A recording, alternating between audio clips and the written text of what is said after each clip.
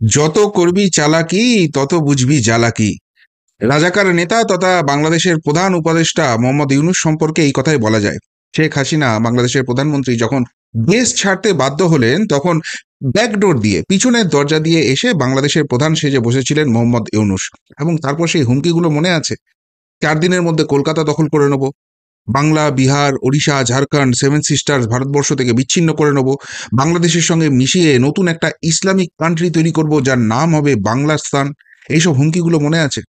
সেই ইউনূসের এখন এমন অবস্থা হয়েছে, পদত্যাগ তো করতেই হবে।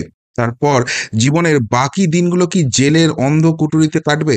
সেই প্রশ্নটাও কিন্তু উঠে যাচ্ছে। কেন? কেননা বাংলাদেশের চূড়ান্ত ডামাডোল শুরু হয়ে গেছে এবং যে কোনো মুহূর্তে পদত্যাগ এবং গ্রেপ্তার, সেটা কিন্তু ইউনূসের কপালে নাচছে। প্রশাসক হিসেবে ব্যর্থতা, সেনার চাপ, পদত্যাগের ইচ্ছা প্রকাশ, হতাশ ইউনূসের। ইউনূস এখন বলছে যে আমি যে ভালো কাজটা করার চেষ্টা করেছিলাম, সেই ভালো কাজটা আমাকে করতে দেওয়া হচ্ছে না। বিভিন্নভাবে আমার সঙ্গে যারা উপদেষ্টা মণ্ডলী রয়েছে তারা আটকে দিচ্ছে। আর সেই জায়গা থেকে আমি যদি বাংলাদেশের উপকার করতে নাই পারি, তাহলে আমি আর থেকে কি করব? আমি পদত্যাগ করে নেব। আসল কথা কিন্তু তা নয়। ইউনূস যে কত বড় শয়তান, তার শয়তানির ফলে বাংলাদেশকে যে কতখানি ভুগতে হচ্ছে, সেইটা আজকে দিনের আলোর মতো বাংলাদেশিদের কাছে স্পষ্ট হয়ে গেছে। এবং তাকে যারা ক্ষমতায় বসিয়েছিল, তারাই আজকে বিদ্রোহী হয়ে মুখ খুলছে এবং ইউনূসের সমস্ত কুকীর্তি ফাঁস করে দিচ্ছে। কিরকম? 1 নম্বর, ইউনূসের যে গ্রামীণ ব্যাংক রয়েছে, যেটা সোজা কথায় একটা সুদখোর কোম্পানি, যেটার জন্য নাকি নোবেল পেয়েছে, বিভিন্ন জায়গায় লবি টবি করে টাকা টাকা খাইয়ে এইসব বলে অভিযোগ ওঠে। তো সেইটার জন্য 50,000 কোটি টাকা, মানে যেটা দিয়ে দুখানা পদ্মা সেতু হয়ে যেত, সেই টাকাটার যে ঋণ ছিল সেটাকে মকুব করিয়ে নিয়েছে, নিজের পকেট আঁকড়ে সামাল দিয়েছে। শেখ হাসিনা বাংলাদেশের প্রধানমন্ত্রী, তিনি ভারতবর্ষ থেকেই কিন্তু অভিযোগ করেছিলেন যে তিনি যখন দেশ ছেড়েছিলেন, দেশের জন্য খাদ্যশস্য রেখে এসেছিলেন, শেয়ার মার্কেটে টাকা ছিল, ব্যাংকে টাকা ছিল, বাংলাদেশের মানুষের এতখানিও খারাপ অবস্থা হতো না। কিন্তু সেই সব টাকাগুলো কোথায় গেল? সব ছেড়ে দিয়েছে এই ইউনূস। এবং তারপর যখন বুঝেছে আর বাংলাদেশ থেকে ঝাড়াঝুড়ির কিছু নেই, তখন সোজা কথায় বাংলাদেশের বিভিন্ন অংশ বিভিন্ন বিদেশি রাষ্ট্রের কাছে বেচে দেওয়ার চেষ্টা করছে, যেখান থেকে বাংলাদেশের মেন ইনকাম হয়। দেখুন, বাংলাদেশের শিল্প ভেঙে পড়েছে এবং তাদের অন্যান্য আর জায়গা থেকে ইনকাম করার খুব একটা জায়গা নেই। সুতরাং বাংলাদেশের কোথা থেকে ইনকাম হয়? বাংলাদেশের মূলত ইনকাম হয় ভ্যাট থেকে, ট্যাক্স থেকে, আর বিভিন্ন জায়গার টোল থেকে। অর্থাৎ এই পদ্মা সেতুর টোল, বিভিন্ন বন্দর, এইসব যে জায়গাগুলো রয়েছে সেখানে বিদেশি জাহাজ আসে, সেইখান থেকে যে টোল আদায় করে, সেইখান থেকে বাংলাদেশ সরকারের ইনকাম হয়। আর সেইগুলোই বেছে বেছে বেছে বেছে ইউনূস বেচে দিচ্ছে। এবং তার থেকেও যেটা গুরুত্বপূর্ণ, যেটা নিয়ে শেখ হাসিনার সঙ্গে আমেরিকার তৎকালীন প্রেসিডেন্ট জো বাইডেনের ঝামেলা হয়েছিল, যে কারণে তাকে গদি ছাড়তে হয়েছিল, সেই সেন্ট মার্টিনস দ্বীপ, সেই দ্বীপটাকে অবধি কিন্তু বেচে দেওয়া হচ্ছে। তার কারণ, ওই জায়গাটায় আমেরিকা ঘাঁটি গেড়ে একদিকে চীন, একদিকে ভারত, দুটো দেশকে কন্ট্রোল করতে চায়। তো এই সমস্ত করতে গেলে বাংলাদেশ আসলে আর কোনো দেশ থাকবে না। সেটা হয়ে যাবে বেসিক্যালি একটা গিনিপিগ রাষ্ট্র, যেটার উপর সমস্ত রকমের পরীক্ষা নিরীক্ষা চালাবে। এবার এইসব কাণ্ড করলে ভারত আর চীন ছেড়ে দেবে না। ভারত চীন পাল্টা আক্রমণ করবে, আর সেটা যদি করে, আলটিমেট মরবে কারা? বাংলাদেশের মানুষ। বাংলাদেশের অর্থনীতি শেষ, শিল্প শেষ, ভবিষ্যৎ শেষ, এবার দেশটাও শেষ হয়ে যাবে। এইটা যখনই বুঝে গেছে, তাকে যারা মাথায় করে গদিতে বসিয়েছিল, তারা বুঝতে পেরে গেছে কতখানি শয়তানি করছে এই মোহাম্মদ ইউনূস। আর তাকে সরানোর পরিকল্পনা, গ্রেপ্তারির পরিকল্পনা করে ফেলেছে। আর সেই জায়গা থেকেই ইউনূস এবার নাটক শুরু করেছে, আমি নাকি সংস্কার করতে পারছি না, তাই পদত্যাগ করব। আসল কারণ তা নয়। আসল কারণ ইউনূসও বুঝতে পেরেছে যে ধরা পড়ে গেছে, এবার জেলে যেতে হবে। এবার সব থেকে যেটা গুরুত্বপূর্ণ বিষয় হচ্ছে, শিয়রে বিপদ, বাংলাদেশ ছেড়ে পালানোর ফোন দিয়ে আসছেন ইউনূস। একদিকে যখন মুখে পদত্যাগের কথা বলছে, তখন কিন্তু ব্যাক চ্যানেলে আবারও কাজ শুরু করে দিয়েছে। বলছে যে আমি দেশেই থাকবো না। শোনা যাচ্ছে আমেরিকার কাছে নাকি হাত পেতেছে যে আমাকে রক্ষা করো, আমাকে আশ্রয় দাও, রাজনৈতিক আশ্রয় দাও। এবার ভারতবর্ষের সঙ্গে ভালো সম্পর্ক ছিল, সেই জন্য শেখ হাসিনা যখন বিপদে পড়েন, তখন ভারতবর্ষ তাকে আশ্রয় দিয়েছিল। কিন্তু এই ইউনূস এসে দেশের মধ্যে যেভাবে মৌলবাদী শক্তিকে জাগিয়ে তুলেছিল, যেভাবে ভারত বিরোধী তার জিগির তুলেছিল, যেভাবে সেখানকার যে জঙ্গি গোষ্ঠীগুলো আছে তাদেরকে জাগিয়ে ভারতের মধ্যে বিভিন্ন রকম বিনাশমূলক ব্যবস্থা করার চেষ্টা করেছিল, সেই জায়গা থেকে ভারত তো ইউনূসকে কোনো রকম কোনো পাত্তা দেবে না।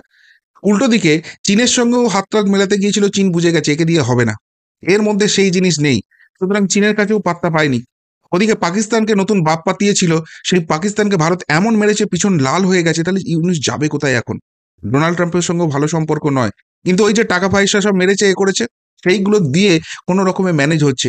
এর আগে যে পুরনো রাষ্ট্রপতি ছিল আমেরিকার, সেই জো বাইডেন, হিলারি ক্লিন্টন, তাদেরকে ধরে আমেরিকার কাছে এখন রাজনৈতিক আশ্রয় চাইছে। অর্থাৎ যা ঝাঁপাচ্ছিল, যা চুরি করার ছিল সব করে নিয়েছি, আর বাংলাদেশ থেকে আমার নতুন করে নেওয়ার কিছু নেই, আমি এবার পালাবো, আমাকে শুধু বাঁচতে হবে, আমি জেলে যাব না। এই ফন্দিটা শুরু করেছে।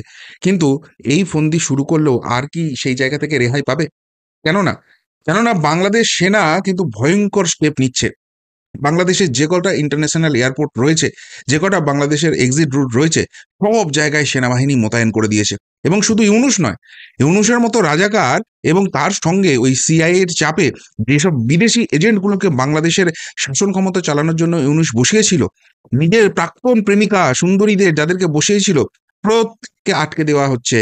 তাদের নামে সরাসরি বাংলাদেশের যে সেনা রয়েছে তারা কিন্তু নির্দেশিকা জারি করে দিয়েছে যে চুরি জোচ্চুরি বাটপারি অনেক করেছো, আর দেশ ছেড়ে পালাতে দেবো না, দেশের মধ্যে রেখেই তোমাদের বিচার করা হবে। ইউনূস ফাঁসাতে পড়ে গেছে। কারা কারা সেই তালিকায় রয়েছে? তালিকাটা দীর্ঘ। এখানে তালিকায় যেটা বলছে, সিআইএ এজেন্ট তথা মার্কিন যুক্তরাষ্ট্রের নাগরিক খলিলুর রহমান বিশেষ দূত হিসেবে তাকে নিয়োগ করা হয়। গত 9ই এপ্রিল তাকে জাতীয় নিরাপত্তা উপদেষ্টা পদে বসানো হয়। এছাড়া ব্রিটিশ নাগরিক তথা সেন্ট মার্টিনকে মার্কিন যুক্তরাষ্ট্রের হাতে তুলে দেওয়ার অন্যতম কুচক্রী রাজাকার কন্যা সৈয়দা রিজওয়ানা হাসান, তাকে পরিবেশ উপদেষ্টা পদে নিয়োগ করা হয়, যিনি আবার ইউনূসের কোট আনকোট প্রেমিকা ও দীর্ঘদিনের অঙ্কশাহিনী হিসেবে পরিচিত। ওই যে প্রেমিকার কথা বলছিলাম। তারপর প্রধান উপদেষ্টার বিশেষ সহকারী হিসেবে নিযুক্ত করা হয় অস্ট্রেলিয়ার নাগরিক আনিসুজ্জামান চৌধুরীকে। আমেরিকা, ফ্রান্স, কানাডার নাগরিক মোহাম্মদ সুফিউর রহমান শেখ মঈনুদ্দিন, ফয়েজ আহমেদ তৈয়াব এবং আশিক চৌধুরীকে প্রশাসনের শীর্ষ পদে নিয়োগ করা হয়। এর মধ্যে ফয়েজ প্রধান উপদেষ্টা, তথ্য প্রযুক্তি উপদেষ্টা এবং আশিক চৌধুরী বিনিয়োগ বোর্ডের চেয়ারম্যান পদে নিয়োগ পেয়েছেন। পাকিস্তান সহ একাধিক দেশের নাগরিক তথা মুক্তিযোদ্ধার নিধনযজ্ঞের হোতা শেখ বশিরউদ্দিনকে বাণিজ্য উপদেষ্টা হিসেবে নিয়োগ করা হয়। ইউনূসের আন্তর্জাতিক বিষয়ক সংক্রান্ত বিশেষ দূত লুৎফে সিদ্দিক সুইজারল্যান্ডের নাগরিক। মানে বাংলাদেশ যারা চালাচ্ছে তাদের সঙ্গে বাংলাদেশের আর কোনো রকম কোনো সম্পর্ক নেই, সব কটা বিদেশি নাগরিক। তাদেরকে বসিয়ে দিয়েছে। তাদের একটাই কাজ হয়েছে, ভারত বিরোধিতা করতে হবে। কেন ভারত বিরোধিতা করলে প্রচুর টাকা পাওয়া যায়। এই পাকিস্তান যেভাবে ফান্ডিংটা পায়, বাংলাদেশও সেই ফান্ডিংটা তোলার চেষ্টা করেছে, যাতে ভারতে অশান্তি ছড়িয়ে যাক, পশ্চিমবঙ্গ জ্বলে পুড়ে যাক, ভারত বিচ্ছিন্ন হোক, তাদের মধ্যে মৌলবাদী শক্তি জেগে উঠুক, কিচ্ছু এসে যায় না। এবং সেই করে 50 লক্ষ ইউএস ডলার সেটা নাকি ঢুকেছে, এবং এরা সবাই মিলে সেটা ভাগ করে নিয়েছে। ভাগ করে নিয়ে যে যে দেশের নাগরিক, সে সুইজারল্যান্ড হোক, অস্ট্রেলিয়া হোক, কানাডা হোক, ফ্রান্স হোক, সব জায়গায় সব ব্যাংকে টাকা পাঠিয়ে দিয়েছে। এবার শুধু নিজেরা দেশ থেকে কেটে পড়ার ধান্দা, সেই জায়গাটায় এরা এসে গেছে। আর সেটা যখনই বাংলাদেশের সেনা ধরে ফেলেছে, ওয়াকারুজ্জামান ধরে ফেলেছে, প্রত্যেকটা ইন্টারন্যাশনাল এয়ারপোর্ট, প্রত্যেকটা এক্সিট রোড ঘিরে ফেলেছে। ইউনূসকে পালাতে দেবে না। ইউনূসের এসব চেলা চামুন্ডা যারা মিলে ভারতের এত ক্ষতি করার চেষ্টা করেছে এবং বাংলাদেশকে শেষ করে দিচ্ছে, কাউকে পালাতে দেবে না। কিন্তু প্রবলেমটা হচ্ছে, প্রশ্নটা যেটা হচ্ছে যে ইউনূস তো ভালোই টুপ্পি টাপ্পা দিয়ে চালাচ্ছিল, হঠাৎ করে ধরাটা পড়ে গেল কি করে? হঠাৎ করে ইউনূসের এই জায়গাটা এলো কি করে? এখানে বলছে, 4 ঘনিষ্ঠের আঘাতে ডুবলো মোহাম্মদ ইউনূসের স্বপ্ন, বাংলাদেশের রাজনৈতিক পালাবদলের আভ্যন্তরীণ কাহিনী। মানে ইউনূসকে যারা ভরসা করেছিল, তারা বুঝতে পারেনি ইউনূস এতখানি গদ্দারি করবে। আর তারা যখন বুঝতে পেরেছে না, তার আশপাশে যে 4টা প্রধান স্তম্ভ ছিল তারাই সরে গেছে, আর ইউনূস ফাঁপড়ে সেইখানে পড়ে গেছে। যে কারণে পদত্যাগের এই নাটক করছে, কেননা জেলটা তার মাস্ট হয়ে গেছে, বুঝতে পারছে। প্রথম ধাক্কা এসেছিল খলিলুর রহমানের দিক থেকে, যিনি দেশের আভ্যন্তরীণ বিষয়ক উপদেষ্টা ও জাতীয় নিরাপত্তা সংক্রান্ত গুরুত্বপূর্ণ দায়িত্ব ছিলেন। পাকিস্তানের প্রবেশ এবং রোহিঙ্গা করিডর সংক্রান্ত সিদ্ধান্ত তাকে জনরোষের কেন্দ্রবিন্দুতে আনে। বিএনপি খোলাখুলি তার পদত্যাগ দাবি করে। এটা হলো 1 নম্বর। দ্বিতীয় ও সবচেয়ে জোরালো ধাক্কা আসে সেনাপ্রধান ওয়াকারুজ্জামানের দিক থেকে, যিনি একসময় ইউনূসের ঘনিষ্ঠ ছিলেন, এখন সরাসরি নির্বাচনের পক্ষে অবস্থান নিয়েছেন। মে 2025 ইউনূস তাকে আমেরিকা সফরে বাধা দেন। এরপর থেকেই জামান প্রকাশ্যে ইউনূসের বিপক্ষে। কেননা ওয়াকারুজ্জামানও বুঝতে পারছে যে যতক্ষণ পর্যন্ত না বাংলাদেশে ইলেকশনটা করতে পারছে, ইউনূস এরকম জোর করে ক্ষমতা দখল করে আছে, এবং যেভাবে সে চলছে আগামী কোনো দিন বাংলাদেশে আর কোনো নির্বাচন হতে দেবে না। ইতিমধ্যেই শেখ হাসিনার দলকে ব্যান করে দিয়েছে, এবার ধীরে ধীরে বিএনপি এবং অন্যান্য দলকে ব্যান করে দেবে এবং নিজে স্বৈরাচারী শাসক হয়ে বসে থাকবে। এবং এই যে ভারতকে ডিস্টার্ব করা, তার ফলে ভারত যদি অ্যাটাক করে, বাংলাদেশের কি হাল হবে সেনাবাহিনীর প্রধান হিসেবে ওয়াকারুজ্জামান বুঝতে পারছে। কিন্তু ইউনূসের কি হবে? ইউনূস তো কেটে পড়বে দেশ ছেড়ে, মাঝখান থেকে মরবে বাংলাদেশিরা। এই জায়গাটাই তখন যিনি যখন বুঝতে পেরেছেন, তিনি কিন্তু বিদ্রোহ করে দিয়েছেন। তৃতীয়ত, প্রাক্তন প্রধানমন্ত্রী খালেদা জিয়ার প্রত্যাবর্তন পরিস্থিতি আরও জটিল করে তোলে। বিএনপি এখন অন্তর্বর্তী সরকারের নির্বাচন ও উপদেষ্টার অপসারণের জন্য চাপ দিচ্ছে এবং সবশেষে 4 নম্বর ঢাকার মেয়র ইশরাক হোসেনের সঙ্গে দ্বন্দ্ব ইউনূসের অবস্থান আরও দুর্বল করে দেয়। আদালতের রায়ে ইশরাকের জয় এবং রাস্তায় তার জনপ্রিয়তা স্পষ্ট হয়ে ওঠে, যার পর ইউনূসের পদত্যাগের সিদ্ধান্তে পৌঁছেছেন। মানে চারিদিক থেকে আদালত ফাদালত সবকিছু নিজের কন্ট্রোল নিয়ে চলে এসেছিল, কিন্তু এতখানি বদমাইশি করে ফেলেছে যে সবাই তার বিপক্ষে হয়ে গেছে। ফলে এখন পালানো ছাড়া উপায় নেই, কিন্তু আর তাকে পালাতে দিতে চাইছে না। কিন্তু এবার একটা বড় প্রশ্ন, যেটা সব থেকে ইম্পর্টেন্ট, যে শেখ হাসিনা দেশ ছেড়েছেন, বাংলাদেশের প্রধানমন্ত্রী দেশে নেই, দেশে থাকতে পারছেন না। এই অবস্থায় অন্তর্বর্তী সরকার হয়েছিল, যেখানে ইউনূসকে মাথায় বসানো হয়েছিল। সেই ইউনূসও সব ঝেড়ে ঝুড়ে ফাঁক করে দিয়েছে, সে ঠিক আছে কিন্তু এবার পালিয়ে যেতে চাইছে। তাহলে এবার বাংলাদেশের কি অবস্থান হবে? বাংলাদেশটা চালাবে এটা কি? এখন তো কোনো সরকার টরকার নেই বাংলাদেশে, আরও ডামাডোল কিন্তু শুরু হয়ে যাবে। এবার এখানে দুটো জায়গা আছে। ইউনূস যেটা করতে চাইছে, যে তাকে যদি এক্সিট রুটটা দেওয়া হয়, তিনি উপদেষ্টা পদ থেকে পদত্যাগ করে যাবেন, কিন্তু তার জায়গায় একটা নতুন উপদেষ্টা সরকার তৈরি করা হবে, তারাই চালাবে। কিন্তু বাংলাদেশ এখন ঠেকে শিখে গেছে। তুই এখন লাফালাফি করুক, ওই ভারত ভারত ওইসব ব্যাপার তারা এখন ভুলে গেছে। ভারতকে ডিস্টার্ব করে ওইসব কোনো ব্যাপার নয়, নিজেরা কি করে বাঁচবে। আরেকজন যদি আসে, সেও ইউনূসের মতোই দেশটাকে বেচবে, এবং যেখানে যেটুকুনি আরো টাকা পয়সা আছে ইউনূসও ধরতে পারেনি, সেগুলো খুঁজে খুঁজে বার করে খাবে। দেশে কোনো নির্বাচন হতে দেবে না, ক্ষমতা দখলটাই মেন উদ্দেশ্য। ওই জায়গাটাই আর বাংলাদেশ যেতে চাইছে না। তাহলে তাহলে যেটা পাকিস্তানে দেখা যায়, এবার সেটা বাংলাদেশে দেখা যাবে। সেটা হচ্ছে সেনা অভ্যুত্থান, অর্থাৎ ওয়াকারুজ্জামান সেই এখন দেশ চালাবে সোজা কথায়। এবং যতক্ষণ পর্যন্ত না একটা নির্বাচিত সরকার আসছে, সেই নির্বাচিত সরকার আসা অবধি এই ওয়াকারুজ্জামান নাকি দেশ চালাবে। এখন মুশকিল হচ্ছে, যখনই কোনো দেশে সেনা অভ্যুত্থান ঘটে, বিশেষ করে আমরা পাকিস্তানের ক্ষেত্রে দেখেছি, আপনাদের অনেকেরই পারভেজ মুশারফের কথা নিশ্চয়ই মনে থাকবে। তো এরা একটা কথা বলে যে দেশে ডামাডোল চলছে, সরকার চলতে পারছে না, সেই জন্য আমরা ক্ষমতায় আসছি, নতুন একটা সরকারকে নির্বাচিত করব এবং করে দিয়ে আমরা আমাদের দায়িত্ব থেকে সরে যাব, আমরা খুব শখ। কিন্তু যখনই ক্ষমতার স্বাদটা পেয়ে যায় না, এরা কি করে, এরা আরই কোনো নির্বাচনই করতে দেয় না। এরাই পরবর্তীকালে দেশের প্রধানমন্ত্রী, রাষ্ট্রপতি এসব সেজে বসে পড়ে এবং তারপর দেশটা চালাতে থাকে, যতদিন পর্যন্ত না আরেকজন স্বৈরাচারীকে উঠে আসে এবং তাকে কোতল করে দেয়। এই জায়গাটাই চলছে। সবথেকে যেটা আশ্চর্যের লাগছে, যে বাংলাদেশিগুলোর মাথায় এইটুকুনিও বুদ্ধি ঢোকেনি যে একটা নির্বাচিত সরকার, সে তার বিরুদ্ধে অনেক প্রবলেম থাকে, আন্দোলন করো, সবকিছু থাকো, কিন্তু সেই দেশের প্রধানমন্ত্রীকে যখন তোমরা দেশ থেকে বার করে দিচ্ছ, তার মানে তোমাদের দেশে গণতন্ত্র নেই, গণতান্ত্রিক পদ্ধতিতে তোমরা কিছু করতে পারছো না। এবং সেই জায়গায় এইরকম ইউনূসের মতো একটা সুদখোর মহাজন, তাকে নোবেল জয়ী বলে মাথায় তুলে খুব লাফিয়ে ভারতের পিছনে লাগতে এসছে। এখন তো দুদিক থেকে ঝামেলায় পড়ে গেছে। ইউনূস যা চুরি চাপারি করা করে নিয়ে চলে যাচ্ছে, উপরন্তু ভারতের সঙ্গে সম্পর্কটা খারাপ হয়ে গেছে।